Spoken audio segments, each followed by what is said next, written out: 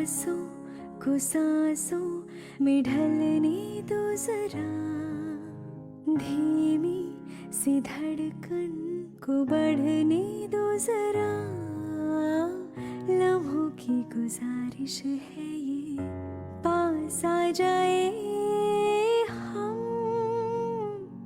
हम तुम। හලෝ ඉතින් කොහොමද ඔයගොල්ලන්ට හැමෝම හොඳින් සතුටින් පරිස්සමින් ඉන්නවා ඇති කියලා මං හිතනවා.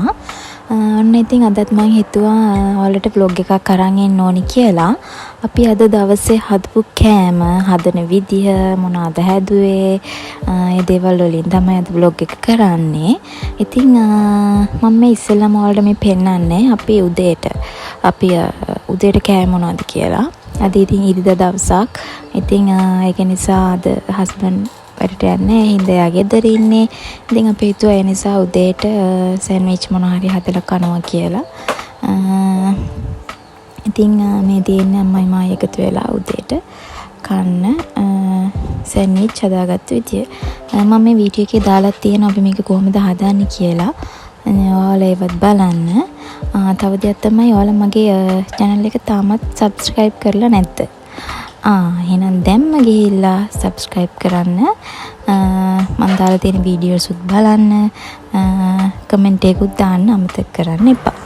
මෙන්න මේ විදිහට සෑන්ඩ්විච් එක හදාගෙන ඊට පස්සේ අපි මේක ටෝස්ටර් එකට දාලා ටෝස්ට් කරගන්න තමයි හදන්නේ.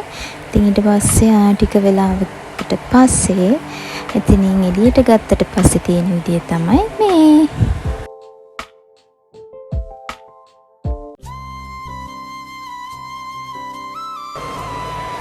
හරි ඊට පස්සේ ඔන්න අපි හදන්න ගත්තා මස් කරි එක. ඉතින් අපි මේකට ගත්තේ චිකන්. මුලින්ම අපි චිකන් ටික කපලා සෝදලා අරගෙන තැම්බෙන්න තියෙනවා. මේ තැම්බෙන්න තියෙනකොට මේකට දාන දේවලුත් ඔක්කොම මම මෙතන වීඩියෝ එකේ ඔයගොල්ලන්ට පේන දාලා තියෙනවා. ඉතින් අන්න ඔය විදිහට තම්බුනාමට පස්සේ අපි ඊට පස්සේ මස් ටික බෙද ගන්න ඕනේ. ඉතින් සමහර අය ඉන්නවා ඉතින් නිකම්ම කරි එක හදා ගන්නවා. ඉතින් අපි හිතුවා අද මේක තම්බලා බෙදලා කරි එකක් විදිහට හදා ගන්නවා කියලා. ඉතින් වීඩියෝ එකත් එක්ක ඉස්සරහට ওই විදිහටම ඉන්න. තව කැම જાති අපි ගොඩක් හදනවා. ඒ හැම එකක්ම ඕගොල්ලෝ බලන්න. ඒ අතරේ මට කමෙන්ට් එකකුත් දාන්න. ඉතින් ඔන්න ඔය විදිහට ඊට පස්සේ මස් එකට ඕන කරන දේවල් ඔන්න ඔය විදිහට දාලා ටෙම්පරාදු කරගෙන ඊට පස්සේ අපි මේකට මිරිස් කුඩු 3-5 ඒ ඕන කරන කුඩු බඩු ද්‍රව්‍ය දාලා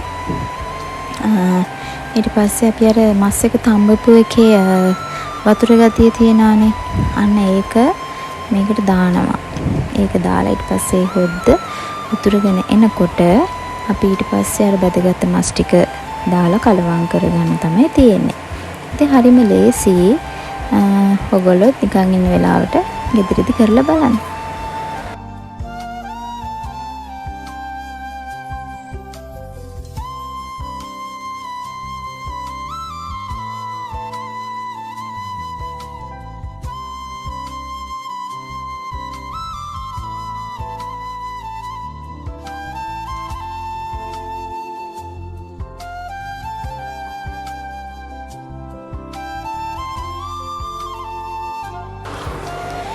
අපි අද මේ තක්කාලි දැම්මා. ඉතින් සමහර අය ඉන්නවා තක්කාලි දාන්න කැමති නැති අය. ඒක තමන්ගේ රස අනුව තමන් කැමති විදියට තමන්ට කැමති අමුද්‍රව්‍ය දාලා ඉතින් මෙන්න මේ විදියට හදා ගන්න පුළුවන්.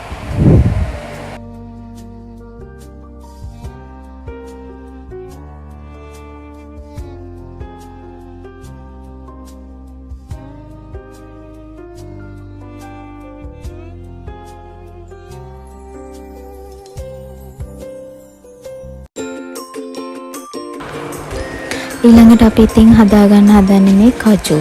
මුලින්ම අපි කජු එක තඹ ගන්න ඕනේ වතුර දාලා හොඳට තැම්බෙන්න තියලා. ඊට පස්සේ මේක වතුර ටික මේකෙම හෙදෙන්න ආරින්නේ. නැත්නම් අර කජු එකේ තියෙන ගුණේ නැතුව යනවානේ, පෙරන්න යන්න එපා. ඊට පස්සේ ඒකට ඕන අමුද්‍රව්‍ය ටික කපලා දාලා ඉතින් ඔන්න මම මේ විදිහට පොල් ටිකක් ගාගත්තා. මොකද කිරි දාලා උයන්න ඕනේ නිසා. ඊට පස්සේ කජු එකට ඕන කරන කුඩු බඩු ඔක්කොම එකතු කරලා ඒ කියන්නේ මිරිස් කුඩු හැම දෙයක්ම ඔන්න ඔය විදිහට ලිපෙන් තියලා ගන්න තමයි තියෙන්නේ. හරි. දැන් ඉතින් අපි මේ ඊළඟට හදාගන්න යන්නේ බටු මෝජුවක්. ඒකට අපි මුලින්ම බටු ටික කපලා බෙද ගන්න ඕනේ. ඊට පස්සේ මේ විදිහට අවශ්‍ය කරන ගානට ලුණු මිරිස් ටිකක් හදාගෙන මෙන්න මේ වගේ මැටි ඇතිලියක් ගන්න. මැටි ඇතිලියකට මොනවාද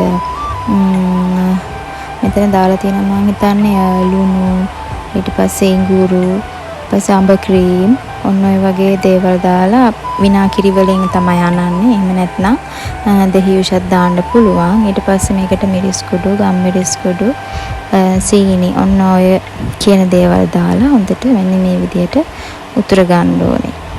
හොඳටම ඉතිරෙන්න ඇරලා ඊට පස්සේ මෙන්න මේ විදිහට අපි සුද්ධ කරගත්ත ලුණු ටිකයි මිරිස් ටිකයි දාලා හොඳට මේ ටිකත් චුට්ටක් තැම්බෙ ගන්න. මේකටම දාලා මෙන්න තැම්බෙන්න තියන්න. ඊට පස්සේ මේක තැම්බීගෙන එනකොට අපිට පුළුවන් අපි බෙදගත්ත බටු ටික දාලා කලවම් කරලා පොඩ්ඩක් මදි ගින්නේ වගේ තියලා අරගන්න පුළුවන්.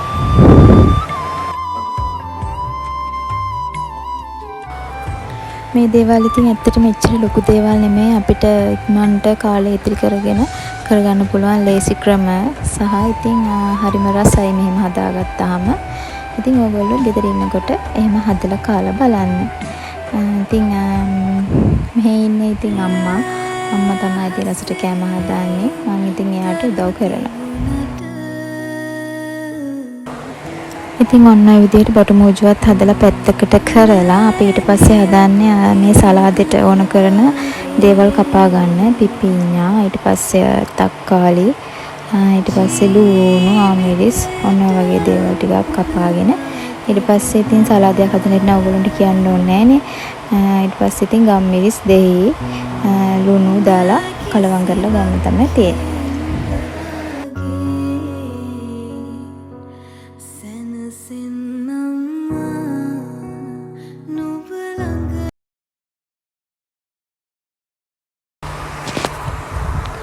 ඔන්න අපි ඊළඟට කට්ලට් හදාගන්න තමයි මේ හදන්නේ.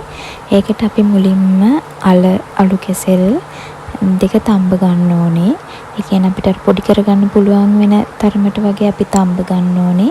ඊට පස්සේ මේ තියෙන අපිට කට්ලට් බෝල් කරගන්න ඕනේ පේස්ට්‍රියට අවශ්‍ය කරන අමුද්‍රව්‍ය. එතන තියෙනවා ඉඟුරු, ලුණු, කරපිංචා, අවුමිරිස්. ඉතින් මම ওই හැම එකක්ම මෙතන වීඩියෝ එකෙත් සඳහන් කරනවා. ඔයගොල්ලන්ට මම කියන එක පැහැදිලි නම් එතනිනුත් බලා ගන්න පුළුවන්. ඊළඟට අපි මේ විදිහට තාච්චිය ලිපෙන් තියාගෙන ඒකට තෙල් ටිකක් දාලා ඒකට ඉඟුරු ටික දාලා ඊට පස්සේ ඒක ටිකක් හොඳට තෙලෙන් බැදෙන්න ආරින්න. ඊට පස්සේ ඔන්න ওই විදිහට බැදෙන්න ඇරලා ඊට පස්සේ මේකට අපි එකතු කරගන්න ඕනේ අපි හදාගත්ත ලුණු, ආමිරිස්, කරපිංචා ඒ ටික. ඉතින් ඒ ටික එකතු කරගත්තට පස්සේ අපි ඒ ටිකත් හොඳට ටිකක් ටෙම්පරාදු වෙන්න අරින්න ඕනේ.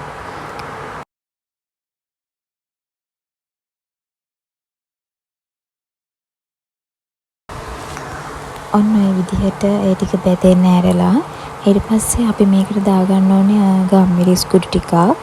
ඒ කියන්නේ ඔයගොල්ලෝ සැර ගොඩක් කනවා නම් ටිකක් වැඩිපුර දාගන්න. නැත්නම් සාමාන්‍ය ප්‍රමාණයට දාගන්න. ඊට පස්සේ ගම් මිරිස් කුඩු ටිකක් දාගන්නවා. ඊට පස්සේ කෑලි මිරිස් කුඩු ටිකක් දාගන්න. ඊට පස්සේ අවශ්‍ය ප්‍රමාණයට ලුණු. ඉතින් මෙන්න මේ ටික දාගෙන ඊට පස්සේ ආයෙත් හොඳට කලවම් කරගන්න. රන්වන් පාට වෙනකන් හොඳට කලවම් කරගන්න. මොකද එතකොට තමයි රසය එන්නේ. ඊට පස්සේ අපිට තියෙන්නේ අපි හදාගත්ත තම්බල ගත්තාල ටික තියෙනවා. අපි අලවලට ඔයගොල්ලෝ සැමනුත් දානවා නම් සැමන් දාන්න. එහෙම නැත්නම් සමහර අය ඉතින් එක දේවල් පාවිච්චි කරනවා. Tamanගේ රස අනුව සහ කැමැත්ත අනුව. ඉතින් මම මෙතනදී දාගන්නේ අල වලට සැමන් ටික හොඳට කලවම් කරලා. ඉතින් ඒ ටිකත් ඊට පස්සේ මේකට හොඳට එකතු කරලා ඉතින් හොඳට ඊට පස්සේ කලවම් කරගන්න තමයි තියෙන්නේ. කොහොම ටික කලවම් කරගෙන ඊට පස්සේ ඉතින් අපිට පේස්ට්‍රිය වගේ මේක හදාගන්න. මොකද අපි මේක බෝල කරගන්න ඕනේනේ. ඒ නිසා අර ඒ පදමට එනකම්ම හොඳට කලවම් කරගන්න. එතකොට අපිට කට්ලට් බෝල කරගන්න ලේසි පහසුයි. ඉතින් මේ පේනවනේ ඔයගොල්ලන්ට අන්න ඒ ටික මේ විදිහට සේරම දාලා හොඳට මිශ්‍ර කරගන්න ඕනේ.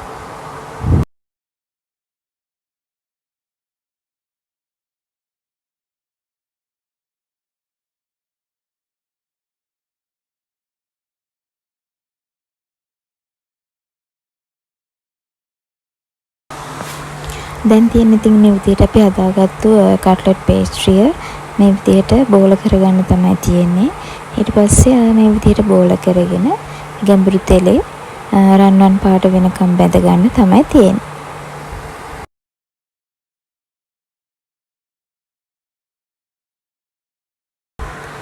ඉතින් ඔයගොල්ලොත් ගෙදර නිකන් කම්මැලිකම වගේ ඉන්නවා නම් මේ වීඩියෝ බලලා මේ වගේ කෑම හදන්න පුරුදු වෙන්න. මාත් ඉතින් ඇමරිකාවට ආවට පස්සේ තමයි මේ විදිහට කෑම හදන්න ඇත්තටම පුරුදු වුණේ. එහෙම නැත්නම් මාත් මේ දේවල් ලොකුවට දන්න කෙනෙක් නෙවෙයි. තව ඉස්සරහට මම මේ වගේ ලස්සන වීඩියෝස් අරන් එන්නම්. ඉතින් ඔයගොල්ලෝ තාමත් මගේ YouTube channel එක subscribe කරලා නැත්නම් දැන්ම ගිහිල්ලා subscribe කරලා තියාගන්න. ඒ වගේම තමයි comment එකකුත් දාන්න අමතක කරන්න එපා. කලින් වීඩියෝස් උත් බලන්න. ඔයගොල්ලෝ කැමති වීඩියෝස් තියෙනවා නම් ඒවත් මට කමෙන්ට් එකක් දාගෙන යන්න. ඉතින් වීඩියෝ එක අන්තිම වෙනකම් මේ විදිහට බලාගෙන ඉන්න එහෙනම්. මේ වැඩේ ඉවරුනහම අපි මොකද කරන්න කියලා ඊළඟට ඔයගොල්ලෝ බලාගෙන ඉන්නකෝ.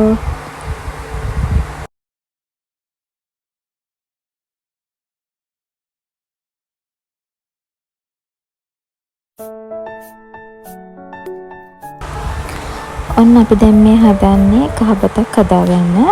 අපි කහපතක් හදාගන්න මුලින්ම කරන්නේ මේ විදිහට රාස් පානකට තෙල් ටිකක් දාලා මම මේ මෙතන දාන අමුද්‍රව්‍ය ටික මේකට දාලා හොඳට ටෙම්පරාදු වෙන්න ඇරලා ඕගොල්ලෝ සෝදලා ගත්ත හාල් ටිකත් මේකටම දාන්න. ඊට පස්සේ දාලා කහ චුට්ටකුත් දාලා ඊට පස්සේ මේකට පොල් කිරිත් දාලා හොඳට කලවම් කරන්න. පොල් කිරි මදි වගේ නම් ඒ උඩට වතුර චුට්ටකුත් දාන්න. ඒ දාලා හාල් ටික තැම්බෙන්න තියන්න. තියලා බලන්නකො රස කොහොමද කියලා.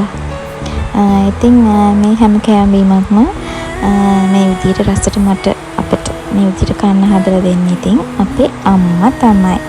කියන්නේ ඉතින් මගේ අම්මා නෙමෙයි මේ ඇත්තටම මගේ හස්බන්ඩ්ගේ අම්මා. දැන් ඉතින් මගේත් අම්මා තමයි. එයා තමයි අපිට මේ විදිහට රසට කෑම උයලා දෙන්නේ. ඉතින් මේ තියෙන්නේ ඉතින් අපි මේ විදිහට මහන්සි වෙලා මෙච්චර වෙලා අරගෙන හදපු කෑම එක. තව පබඩුනුත් බැද්ද ඒක නම් මම මේ වීඩියෝ එකේ දැම්මේ නැහැ. දැන් ඉතින් තියෙන්නේ කෑම. එහෙනම් ඉතින් ළමයි අදට මම මේ වීඩියෝ එකෙන් ගිහිල්ලා එන්නම්. ඔයගොල්ලෝ තව ඉස්සරහටත් මගේ වීඩියෝ බලන්න කැමති නම් මගේ channel එක subscribe කරලා තියාගන්න. ඒ වගේම comment එකකුත් දාගෙන යන්න.